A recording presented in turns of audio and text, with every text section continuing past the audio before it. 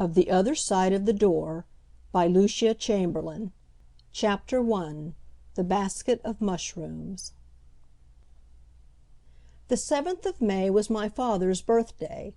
I always planned some little surprise for him beside his present, and this morning I had got up very early, before anyone else was stirring, to slip down to the Washington Street market for some fine fresh mushrooms. He was extravagantly fond of them, but we seldom had them because Abby was getting too old to be up for early marketing, and father always said that the mushrooms should come in with the dew to be good. I had bought a little straw basket, green and red, and lined it with leaves, and now I put on my white flounced gown and my flat green hat, so that when I should come in with my basket, as they sat at breakfast, it would seem like a little fete. Then I went a tiptoe down the stairs that would creak, for I could hear Lee, the China boy, stirring in the kitchen, and it would have spoiled everything to be caught going out with my empty basket. When I had let myself into the street I felt very naughty and festive in my furbelows at such an hour of the morning. The city seemed so dim and still and empty that the rustle of my petticoats sounded loud as I walked along. The Washington Street market was fully 6 blocks away, and they seemed the longer for being so quiet. When I got there the men were still taking the crates off the carts, and the stalls were not set out yet.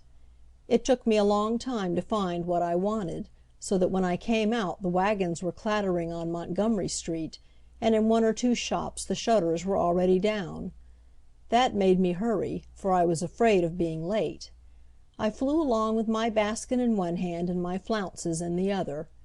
The sunlight had caught the gilt ball on the flagstaff of the Alta California building, and the sky that had been misty was now broad blue above the gray housetops. In my flurry I found myself on DuPont Street before I knew it, but after all it was the shortest way, and everything was quiet, not a blind turned. The houses on either side were locked and silent, and nothing moved in the steep little street but the top of the green-leaf tree halfway up the block. I was walking on the upper side of the street and drawing near the corner.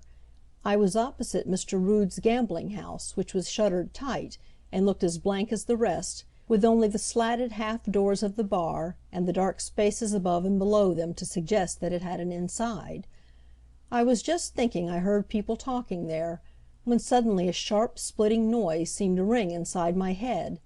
The slatted doors flew open, and a man fell out backward. He fell in a heap on the sidewalk, and over him, almost upon him, leaped another man, with such a rush, such a face, and such a wild look, that he filled the street with terror.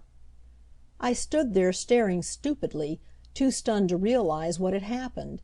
He saw me, and for an instant he stood, with the pistol smoking in his hand, the handsomest man I ever saw in my life, and the most terrible.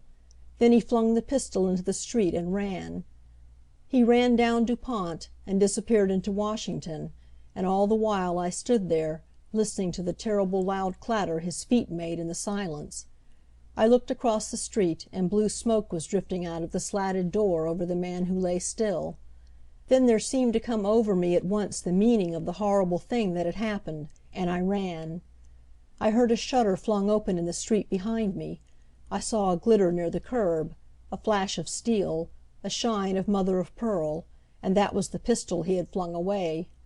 I felt suffocating, and my feet seemed weighted with lead as if I were running in a dream. And strange enough, what filled me with the wildest terror was not the sight of the thing that lay still on the pavement under the drifting smoke, but the sound of those furiously running feet, dying away and away into the sleepy city.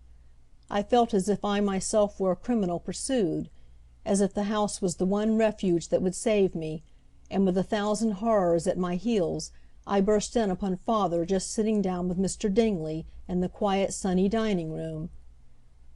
At sight of me both jumped up. "What's the matter, child?" father said. I looked around, and realized I was still clutching my basket, though all the mushrooms had fallen out, and my foot was through a torn flounce, and my hat hanging on my neck. My mouth was dry. For a moment I couldn't get a word off my tongue. And then, "He fell! He fell!" I said, and He is gone!" Where was it? The words seemed to be in Mr. Dingley's voice, yet came as if from far off. "Mr. Rood's gambling house!" I gasped, and felt the top of my head getting cold, and the floor beginning to move under me. I had a dim impression of Mr. Dingley rushing out of the room with his napkin still in his hand. Then I found myself sitting on the sofa, with a stinging taste of brandy on my tongue, and heard father's voice saying, "Can't you tell me, child?" "Oh," I said, "he's dead!" And then I poured all the story out in a breath.